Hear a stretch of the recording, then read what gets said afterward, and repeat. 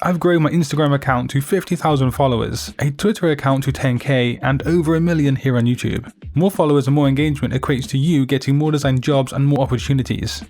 See, here's the first secret few people actually know. In today's modern age, it's not going to be enough for you to just simply post your work on social media and hope for the best. That's not going to work.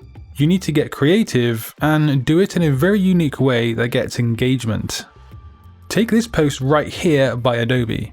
It's an AI generated image of ice cream created by the flagship product, Adobe Firefly. Why do you think I'm showing you some AI images of ice cream and calling it smart? Well, actually, there are 3 reasons for that. Firstly, the caption encourages the audience to chime in and talk about their favorite ice cream flavors, thus boosting engagement, which the algorithms just love. Try and resist giving your opinion here, I dare you.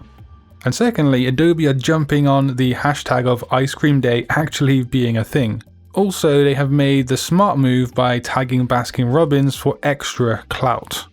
And despite what you might think, you don't have to post proof of your craziest, most amazing design skills on social media. Check out this viral post. The poster of this tweet is actually really clever. They post design-related memes that make designers laugh, chuckle, or just enable them to relate to the subject of the post. This has gained them nearly 100,000 followers on Twitter. I mean, X, yeah. Anyway, if we head to their bio, we see they've made an entire website and furthermore an entire business just from posting design-related memes. You see, it's all about the attention and shareability of your posts, and think about who you're targeting and what will make them hit that share button. Simply posting your latest business card design is not going to be enough, but placing the business card in the arms of an action hero model and snapping a few pics, or maybe photoshopping the card in a famous celebrity's hand, will likely appeal to a far wider audience and get way more shares. You need to just think out of the box, basically. And speaking of thinking, there's a really useful and a really cool tool that I'm using to plan out some of my projects and some of my briefs.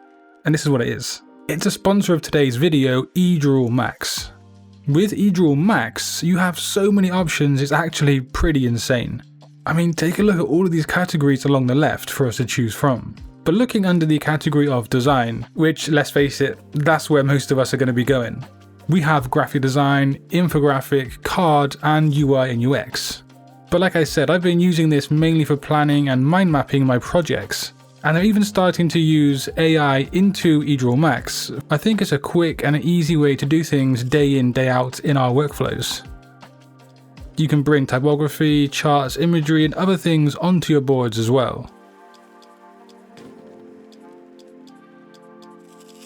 Here I can actually use one click to edit my entire mind map just like that. Pretty cool. It's also crammed with an abundance of templates ready for you to make use of right away. And here's the thing, eDraw Max is more cost effective than Microsoft Visio. Even Visio's most basic plan is more expensive than subscribing to eDraw Max. And you can download eDraw Max totally for free. Simply click that link in the description box below and see what you can do today with creativity in eDraw Max. And again, thanks to them for sponsoring this section of today's video. Now here's the next secret that actually comes along with a handy tool. And the secret is something that's not talked about a whole lot. Social media platforms often offer you 2 different options, text and an image. You should be utilizing both of them together and they should work as a kick-ass team. Now it can be tricky working out what to say in that caption box, but here's a tool that I recently found that helps with just that. Hashtag not sponsored. This is designs.ai and you can use it for many different things, but here we actually can generate captions for social media posts based on just an image. Of course, we can and should tweak it from there onwards, but this AI has a lot of other cool features for social media stuff. It's a freemium, so it is free, but also there are paid for options which give you more access to the tools. But my point here is that you should be targeting your audiences with imagery or videos that you know are going to get them excited. And then use the caption to either take the image further as seen here.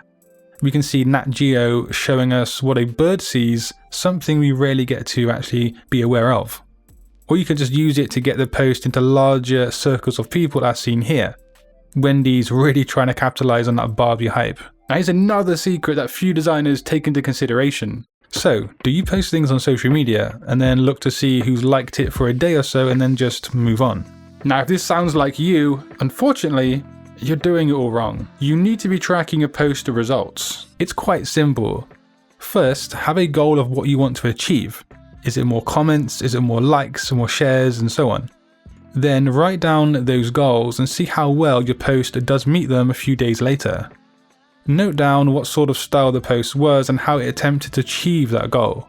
And if you do this over your posts through a period of time, you will see patterns emerge of what works and what doesn't work for your audience.